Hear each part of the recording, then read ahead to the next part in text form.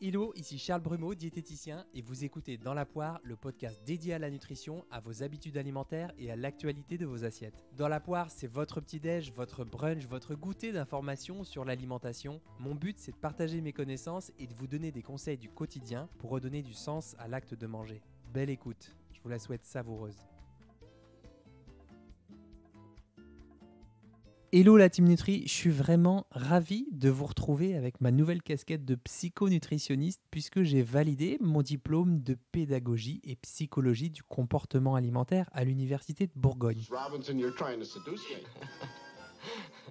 Si vous souhaitez en savoir plus sur cette formation ou sur cette approche, filez sur mon blog, j'ai écrit un long article sur la question et je vous ai mis d'ailleurs un audio sympa de 2 minutes sur ma petite révolution intérieure suite à mes apprentissages à propos des motivations primaires. Bon, cet épisode, c'est un épisode important, même si je crois qu'ils le sont tous en fait. Merci en tout cas de l'accueil que vous avez fait à l'épisode avec la coach Lucille Woodward. Vous m'avez posé d'ailleurs plein de questions sur Instagram en direct message sur le jeûne intermittent. J'ai répondu le plus possible, mais sachez que vous avez un code promo de 10%, vous, auditeurs et auditrices de Dans la poire, sur le programme complet jeûne intermittent sur www.shop.lucillewoodward.com avec le code Dans la poire LW, tout attaché et tout en majuscule. Voilà, il y a tout ce qu'il faut pour vous accompagner dans ce programme. On a vraiment beaucoup bossé, beaucoup donné. D'ailleurs, en parlant de données, mais merci, mais tellement pour vos messages. Cette semaine, c'était une avalanche de mots doux sur Apple Podcast. Bon, pour tout vous dire, vos avis, je les lis quand je suis encore au lit, au réveil, parce qu'il faut 24 heures pour qu'il soit publié et que mon hébergeur me notifie le message. Donc je mets la radio, souvent France Inter, et puis je me réveille avec vos mots qui me font trop plaisir, comme Sarah qui m'a écrit. Merci Charles, ce podcast est très agréable à écouter, avec des invités de tous bords et des épisodes très courts, plein d'informations, mais aussi plus longs pour vraiment profiter.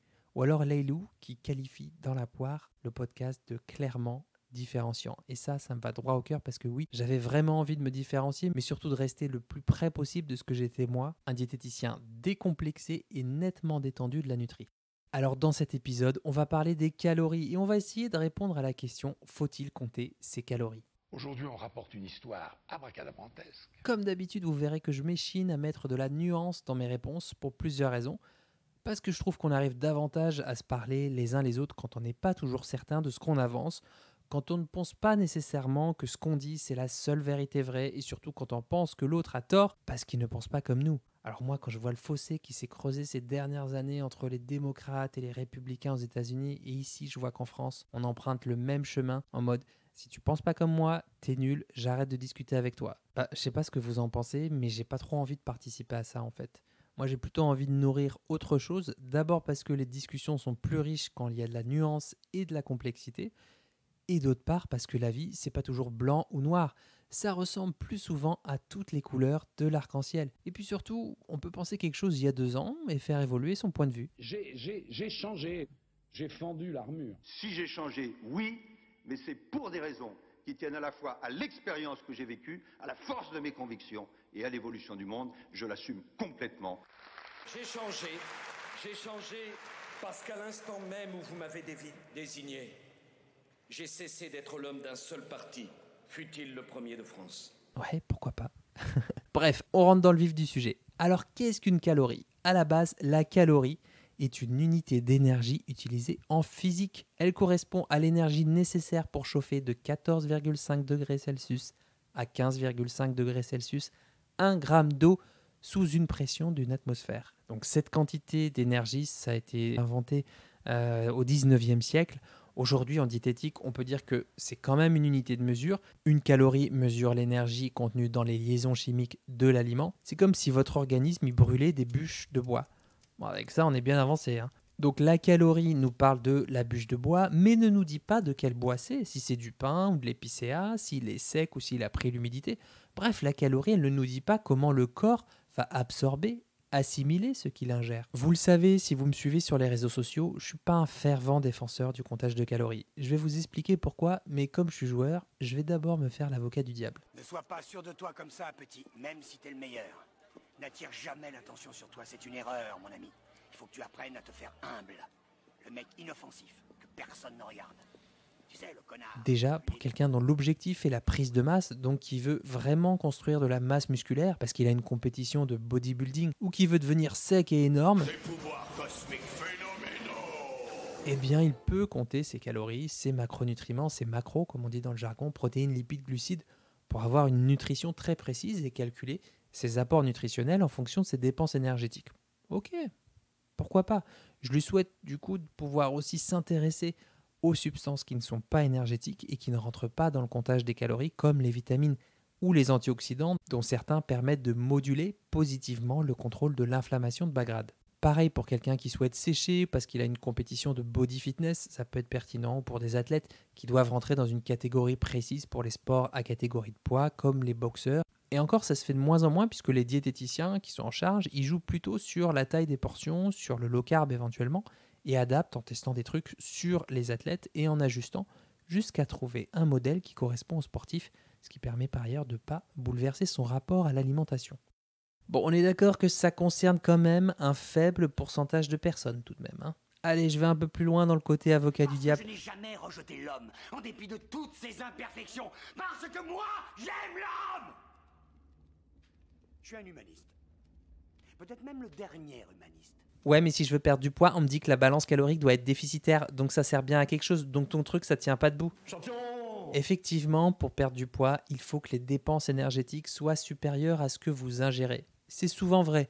Je rajouterai une petite nuance, une fois n'est pas coutume, bien sûr, car ce serait chouette aussi de prendre en compte votre quantité, votre qualité de sommeil, votre niveau de stress chronique, votre fonctionnement hormonal, votre niveau d'activité physique, le nombre de fois où vous riez de bon cœur chaque jour, et puis aussi le niveau de transformation de la majorité de vos aliments. C'est-à-dire que pour une alimentation à composition identique, même nombre de protéines, glucides, lipides, eh bien, si ce qu'on a dans l'assiette, ce sont plutôt des aliments transformés, par exemple des nuggets de poisson plutôt que du poisson frais, un steak végétal reconstitué de piètre qualité versus une galette végétale faite maison, eh bien vous ingérez plus de calories et il est possible que vous preniez du poids.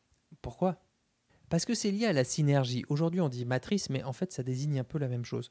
Quand l'alimentation est issue majoritairement d'aliments très transformés, eh bien les aliments s'écrasent très rapidement en bouche, la texture est plus friable, on mastique moins, on avale plus vite et donc on dérégule les mécanismes de satiété. Alors vous me connaissez maintenant, mon propos, c'est pas de diaboliser les aliments très transformés ou ultra transformés, ça m'arrive d'en consommer d'ailleurs pour un coup de grisou, de fiesta ou pour toute autre raison. Et pourtant j'ai plus de 3000 heures de nutrition à mon actif, mais pour moi ça compte aussi, ça fait partie de mes valeurs et de ce qui compte vraiment dans ma vie, de leur donner une place modérée dans mon équilibre alimentaire et je peux dire que j'y arrive à peu près. Je dis pas que c'est facile pour tout le monde, mais je me dis que ça vaut le coup de se poser la question de quelle place on leur donne dans notre équilibre alimentaire. Tu as compris le coup? Après, je t'explique.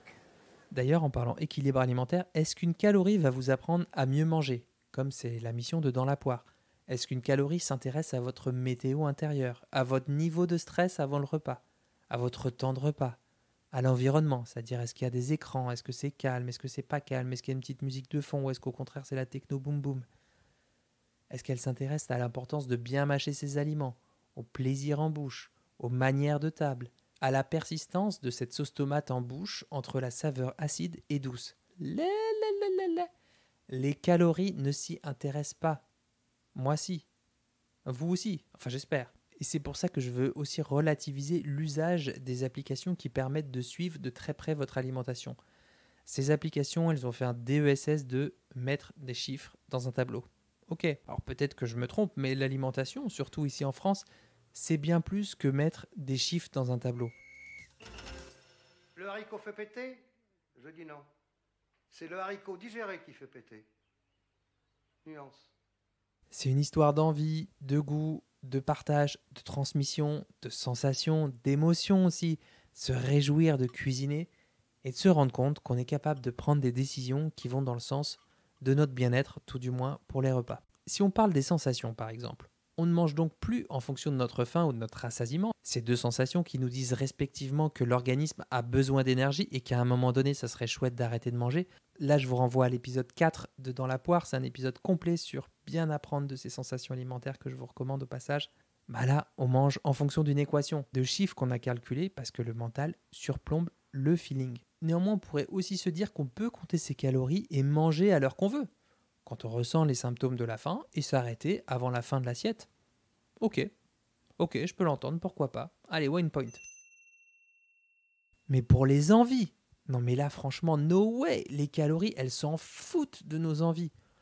Bon, bien sûr, en comptant vos calories, vous pouvez prévoir par exemple un repas peu calorique avec au hasard une grosse portion de légumes verts pour vous remplir la panse, et puis soit en dessert, soit en collation, prévoir un gâteau ou une pâtisserie. Ça veut dire que vous prévoyez, vous anticipez le truc, vous compensez par avance en jouant sur la composition du repas précédent ou suivant.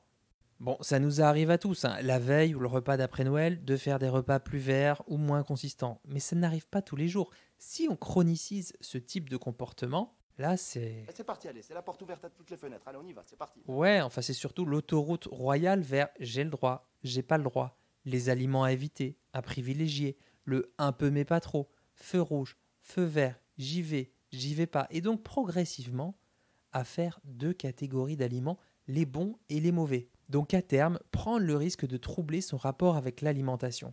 C'est franchement dommage parce qu'on peut manger selon ses besoins en recherchant ses sensations alimentaires et en arrêtant de lutter contre ses envies de manger. J'y reviendrai dans un épisode complet sur les envies de manger. Je crois qu'il ne se passe pas une semaine sans que vous me le demandiez sur Instagram, donc je vais le faire, mais je veux prendre mon temps pour rester dans quelque chose de juste, pour moi comme pour vous. Pour celles et ceux qui ne peuvent pas attendre et qui ont une vraie problématique sur les envies de manger émotionnelles, je vous invite à prendre rendez-vous en consultation avec moi sur doctolib.fr.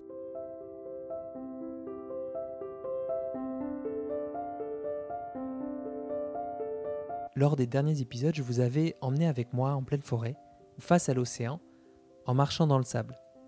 Mais cette fois-ci, je tente une lecture d'un texte de l'écrivain Philippe Delerme issu de son recueil « La première gorgée de bière et autres plaisirs minuscules ». C'est un luxe paradoxal, communier avec le monde dans la paix la plus parfaite, dans l'arôme du café. Sur le journal, il y a surtout des horreurs, des guerres, des accidents. Entendre les mêmes informations à la radio, ce serait déjà se précipiter dans le stress des phrases martelées en coups de poing. Avec le journal, c'est tout le contraire. On le déploie tant bien que mal sur la table de la cuisine, entre le grille-pain et le beurrier. On enregistre vaguement la violence du siècle, mais elle sent la confiture de groseille, le chocolat, le pain grillé. Le journal par lui-même est déjà pacifiant. On n'y découvre pas le jour ni la réalité. On lit Libération, Le Figaro, Ouest France ou La Dépêche du Midi. Sous la pérennité du bandeau titre, les catastrophes du présent deviennent relatives. Elles ne sont là que pour pimenter la sérénité du rite. L'ampleur des pages, l'encombrement du bol de café permettent seulement une lecture posée. On tourne les pages précautionneusement, avec une lenteur révélatrice. Il s'agit moins d'absorber le contenu que de profiter au mieux du contenant. Dans les films, les journaux sont souvent symbolisés par la frénésie des rotatives, les cris surexcités des vendeurs dans la rue. Mais le journal que l'on découvre au petit matin dans sa boîte aux lettres n'a pas la même fièvre. Il dit les nouvelles d'hier. Ce faux présent semble venir d'une nuit de sommeil. Et puis les rubriques sages comptent davantage que le sensationnel. On lit la météo. Au lieu de guetter au dehors les signes évidents de la journée, on les infuse du dedans dans l'amertume sucrée du café. La page des sports, surtout, est immuable et rassurante. Les défaites y sont toujours suivies d'espoir de revanche. Les échéances se renouvellent avant que les tristesses ne soient consommées. Il ne se passe rien dans le journal du petit déjeuner. Et c'est pour ça que l'on s'y précipite. On y ajoute la saveur du café chaud, du pain grillé. On y lit que le monde se ressemble et que le jour n'est pas pressé de commencer. Voilà, alors comme on n'est pas pressé, qu'on a tout notre temps, prenez un instant pour vous, pour vérifier si vous êtes confortablement installé, pour boire un verre d'eau éventuellement, réajuster vos écouteurs si vous êtes en train de courir et revenir tranquillement à la réalité plus prosaïque du comptage de calories. Rien que de lire ce texte, le journal du petit déjeuner, je pense que ça vous invite à mettre les choses en perspective, l'air de rien. Alors si vous vous rappelez, on parlait des envies de manger et des trucs qu'on ne maîtrise pas toujours. Justement, quand le contexte change, quand vous ne maîtrisez pas tout, quand vous êtes au resto, ou quand ce n'est pas vous qui cuisinez, quand vous vous réveillez après une nuit d'amour et que votre partenaire vous prépare des tartines généreuses de purée d'amande, au lieu de profiter et de vous dire que c'est sympa que cette personne prenne l'initiative pendant que vous restez au lit, bah non, vous avez des sueurs froides, ça vous angoisse, vous savez que la purée d'amande c'est 680 kcal au 100 grammes, elle est boule, hein. Tiens, la bien cette biscotte, bien fermement dans ta menotte, avec mesure et décision, une main de fer dans un gant de velours. D'accord, oui. C'est maintenant. C'est ça, la biscotte de l'homme. D'accord. Allez, on passe à plus difficile. Un peu de confiture? Oui, prends la cuillère. Je prends la petite cuillère. Oui, c'est ça. Non, pas comme ça. Qu'est-ce que c'est? On dirait une clochette que tu secoues. Excuse-moi, c'est simplement une cuillère. Tu la tiens sans trembler, franchement. C'est vu, oui. Sans trembler, bah oui. Si tu veux me tuer, tu le dis carrément. Tu veux me tuer, c'est bien ça. Vise les yeux, alors c'est plus sûr. Je n'y arriverai jamais quand même, là. À midi, ça sera légumes verts et légumes verts. Bon, je caricature un chouïa parce qu'il y a des personnes qui comptent leurs calories, qui se disent qu'un repas où ils comptent pas, bah c'est ok, ça passe. Sauf qu'ils se remettent en selle dès le lendemain en mode « Bon, hier j'ai pas compté, mais aujourd'hui je compterai 2 fois plus et je vais consommer moins de calories. » Et l'alimentation devient une variable d'ajustement chiffré. Et puis ce qui me gêne avec les calories, c'est qu'on se dirige l'air de rien vers le fait de supprimer des familles entières d'aliments au profit d'autres. Par exemple, vu que 1 gramme de lipides, c'est 9 kilocalories, bah hop, on va mettre moins d'huile, on va zapper les huiles. Pareil avec les oléagineux, hop, c'est trop calorique, on zappe. Alors que ce sont des aliments qui participent à l'équilibre alimentaire. Pareil pour les légumes qu'on va privilégier par rapport aux féculents puisqu'ils sont moins caloriques. Par exemple, pour les épinards, c'est 23 kilocalories pour 100 grammes d'épinards et le riz blanc cuit, c'est à peu près 144 kilocalories si je me souviens bien. Bon, bah, je vais prendre beaucoup plus d'épinards puisque c'est riche en fer depuis Popeye Ier et son sondage réalisé à l'Institut du doigt mouillé. Bon, non, je plaisante, c'est pas du tout riche en fer les épinards. Donc je vais prendre des épinards si je veux prendre du poids, me dire que ça contient des fibres et que ça devrait me caler et passer le reste de mon après-midi à me dire que j'ai envie de manger et que j'ai des grosses envies de sucre alors qu'en fait j'ai juste faim et que j'aurais peut-être dû manger un peu plus de féculents à midi. Vous voyez, on retombe tôt ou tard dans ce qu'il faut éviter et privilégier. Puis du coup, on prend son microscope plutôt qu'une longue vue. On a les yeux rivés sur notre balance, sur notre smartphone, sur les nutriments, sur la répartition des nutriments, des protéines, des lipides, des glucides, sur l'infiniment petit, quoi. Et je trouve que ça rétrécit pas mal notre focale d'attention et que c'est pas super appétitif ni appétissant. On a déjà suffisamment les yeux rivés sur nos écrans que s'il faut se rajouter à tout compter dans notre téléphone, ben merci. Alors au début, je vous cache pas, on est un peu excité. Oh, j'ai une pêche, les gars. Un peu fiévreux. On se dit même que c'est important d'avoir un sentiment de maîtrise, de contrôle sur son alimentation, sur sa vie, de pouvoir même mesurer ses progrès.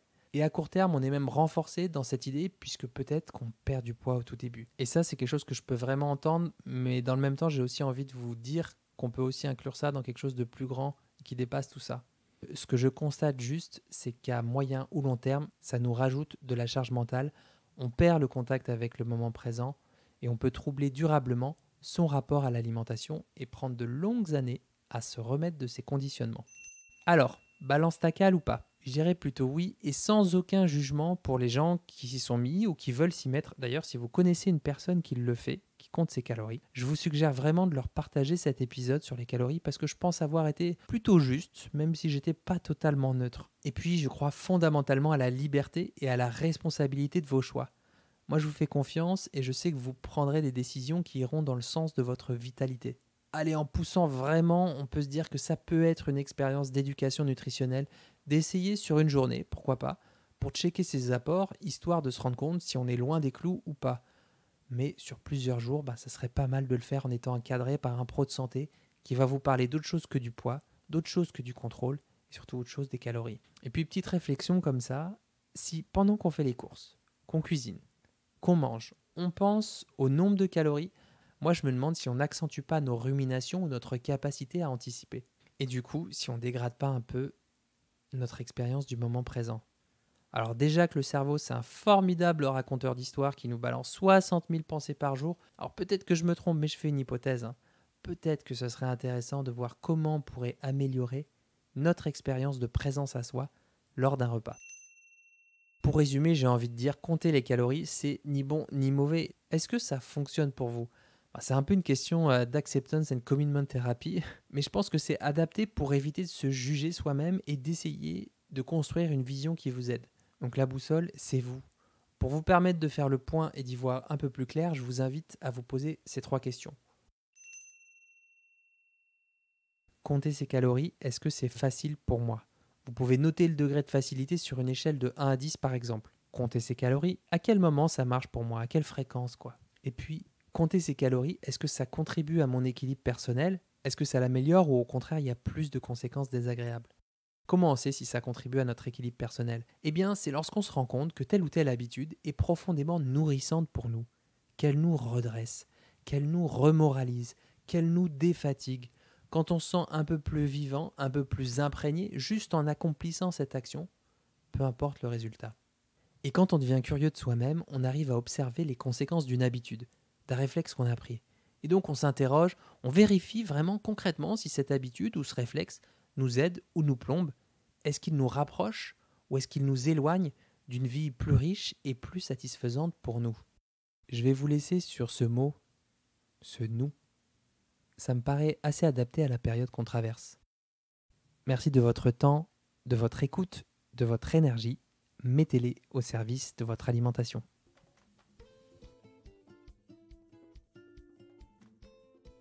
Si vous avez appris au moins une seule chose dans cet épisode, le meilleur moyen pour soutenir mon travail et m'aider à faire connaître Dans la poire, c'est de le partager. Vous l'écoutez sur une appli de podcast, commentez, posez-moi des questions, proposez-moi des thématiques, comme ça j'apprendrai à mieux vous connaître. Si vous êtes sur Audible, Spotify ou Deezer, c'est top, partagez les bonnes ondes à vos proches. Si vous l'écoutez sur Apple Podcast, mettez-moi 5 étoiles, je sais que ça vous demande un tout petit effort, mais ça m'aide vraiment beaucoup pour la suite de l'aventure.